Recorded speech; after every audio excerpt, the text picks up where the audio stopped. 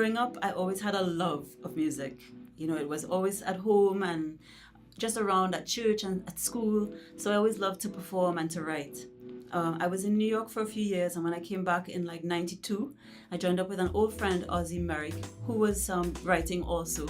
And we formed a group, Homefront, which was a rapso group. And we recorded with Kiss Kitty Caravan a song called Give Yourself a Chance, Free Yourself. Ataclan also joined Homefront. After that, I went solo, and I would perform at lots of small gigs, including like Anti-Pop, which was a show featuring a lot of underground acts like Joint Pop, 12, A Felony, and that was a great platform for me. After doing that for a while and being part of other collaborations, such as 10 Sisters, which was a collective of women doing music and poetry that went all around Trinidad and Tobago, I got the idea to start my own series called Songshine. During the early 2000s, there seemed to be a lot more collaboration in the underground music scene in TNT. And just being part of that, the whole community vibe made me want to present that, to give that a wider audience. I knew so many talented people who didn't have a stage, and I wanted to provide a place where people could come and just perform new works or old works. And we had new people as well as really established performers coming and sharing vibes. It was a wonderful scene. Most recently, I've been working on a new series called Cool Nights, and it's really breathed life into my musical career. Just being on stage, getting my chops back as a musical performer after not gigging that much before. And so now I just feel like it's the right time. I feel like I'm ready, and I found a producer and a production team that understands what I want to do and that has the imagination to take this sound to the next level, and I'm really excited about that. So Future Crab Studios, we've been out for a short while, but we've been doing a lot of stuff.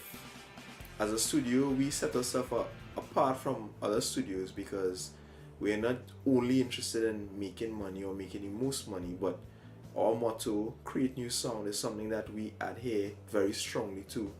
So with that mindset, we decided to come up with a venture called Crab Starter, which is a play on the name Kickstarter, in terms of kicking off projects that may not probably had different challenges or different impediments to getting off the ground.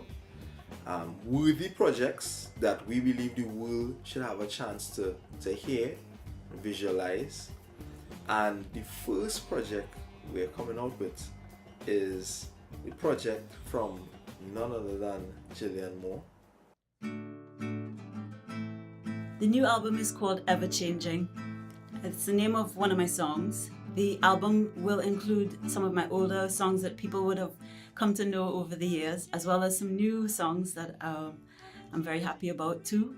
I chose the theme Everchanging because over a long career of over 2 decades, I've gone through changes, the music has gone through changes, and change is so important to staying fresh and staying alive, musically and otherwise. This is definitely going to be the definitive Gillian Moor experience, right? In terms of the sound, what's coming from it, because Gillian has so many influences inside of her, right? And you don't always get to hear that. I mean, her band and her act changes, from time to time, but at the core of it, it's Gillian, her songwriting. She has so many influences. We're talking calypso, we're talking punk, right? We're talking shoegaze, we're talking a little bit of folk, jazz, and all of that is going to come out. And when you hear it, I guarantee you it's going to be a very fresh sounding album, a very fresh and sophisticated sounding album. After all this time, I'm here now and I'm ready to present my music. It's Gillian Moor like you've never heard before, and I'm just ready to share that with the world.